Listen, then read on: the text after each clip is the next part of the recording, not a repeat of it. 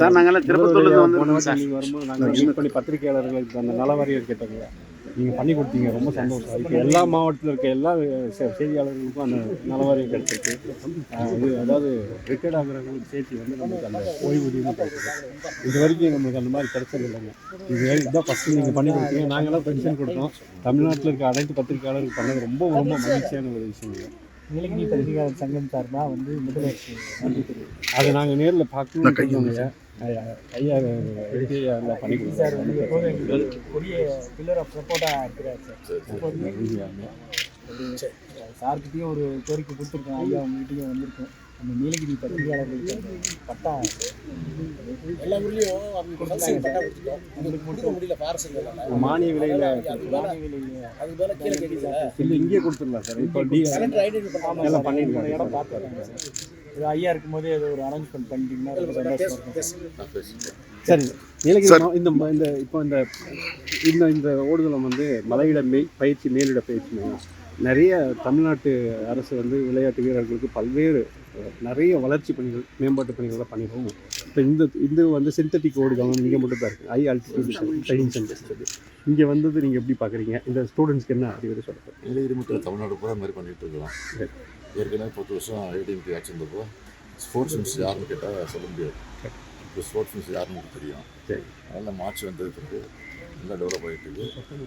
வெளிநாட்டு இதெல்லாம் வந்துட்டு இங்கே வந்து கலந்துக்கூடிய டூரிஸ்ட் டெவலப் ஆகிட்டு நிறைய மெடல் வாங்கிட்டு இருக்கிறோம், அவார்டு வாங்கிட்டு இருக்கிறோம்.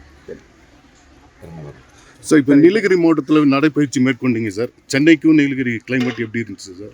நீங்கள் ஏற்கனவே சொல்லிட்டீங்க, நீலகிரி வந்து அனைத்து இடமும் பிடிக்கும்னு அன்னைக்கு போன மீட்டிங்னு கூட சொல்லியிருந்தீங்க.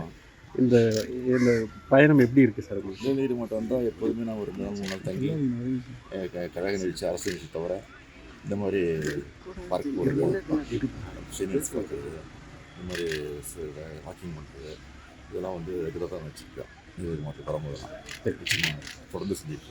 சார் இப்போ இது சார் நம்ம வந்து தொடர்ந்து சொல்லிட்டு இருக்கோம் சார். இந்த தீர்ப்பை எப்படி பார்க்குறீங்க? நான் வந்து போன பார்லிமெண்ட் எலெக்ஷன்லேயே, இந்த பார்லிமெண்ட் எலெக்ஷன் அதுக்கு முதல்ல இந்த பார்லிமெண்ட் எலெக்ஷன் இடைக்காட்சிக்கிறப்போ இந்த பொள்ளாச்சியில் என்ன நடந்துச்சுங்கிறது நம்ம தெளிவாக சொல்லியிருக்கேன். எலெக்ஷன் நேரத்தில் நாங்கள் ஆட்சிக்கு வந்தால் நிச்சயமாக உறுதியாக யார் குற்றவாளியோ அவங்க தண்டிக்கப்படுவார். எப்படிப்பட்ட பொறுப்பு இருந்தாலும் சரி, எவ்வளோ பெரிய செல்வாக்கு இருந்தாலும் சரி, நிச்சயமாக தண்டிக்கப்படுவார்னு சொன்னேன். அது நடந்திருக்கு. அதனால தான் அசம்பிளியில் கூட கடந்த சட்டமன்ற கூட்டத்தொடரில் அசம்பிளியில் கூட பேசும்போது இந்த ஆட்சியினுடைய எவ்வளோ ஆட்சிக்கு பொள்ளாச்சியே சாட்சி, பொல்லாத ஆட்சிக்கு பொள்ளாச்சியே சாட்சின்னு சொல்லியிருக்கோம். இதுதான் நடந்திருக்கு. இப்போ கொடநாடு கொலை வழக்கும் அதே மாதிரி இருக்குமா சார்? அதுவும் போயிட்டுருக்கு. அதுவும் இந்த புதிய தண்டனை வழங்கப்படும். ஆனால் உடனே பழனிசாமி வந்து எடப்பாடி பழனிசாமி எதிர்க்கட்சியில் வந்து தான் இதுக்கு காரணம்னு சொல்லிட்டு இருக்காரு. அதே மாதிரி அமித்ஷா போய் பார்த்துட்டு இருந்தார். ஏன் பார்த்தாருன்னு நாட்டுக்கே தெரியும். 100 நாள் வேலை திட்டத்துக்கு நானாக சொல்லிட்டு வந்தேன் நிதின்னு சொல்லி, மெட்ரோ திட்டத்துக்கு நானாக சொல்லிட்டு வந்தேன் சொல்லியிருக்காரு. இந்த மாதிரி ஒரு அம்பக்கா ஒரு பொய் பித்தநாட்டில் சொல்கிறது தான் பழனிசாமியோட வேலையாக இருக்குது. மக்கள் நல்லா தெரியும். சார், இந்தியாவிலே தமிழ்நாடு வந்து எல்லா விஷயத்தையும் நம்ம முன்னாடி வந்துடும் சார். இப்போ சமீபத்தில் கூட இந்த ஆப்ரேஷன் சிந்தூருக்கு சார் தலைமையில் ஒரு பேரணி போய் ஒரு நல்ல வெற்றிகரமாக முடிஞ்சிருக்கு சார். ஆனால் இது அதிமுக சேர்ந்த இந்த செல்வராஜ் வந்து ராணுவ வீரர்களாக தெரியும், நாட்டுக்கு தெரியாது. கோமாளிங்க அவர், அதனால் அது பெருசுப்படுத்த இடத்துல நான் பெருசுப்படுத்த விரும்புகிறேன் சார். ஆப்ரேஷன் சிந்தூர் எப்படி சிறப்பாக இருந்துச்சு. அதுக்காக தான் நாங்கள் வந்து ஆதரவு தெரிவித்து எங்களுடைய உணர்வை வெளிப்படுத்துவோம்.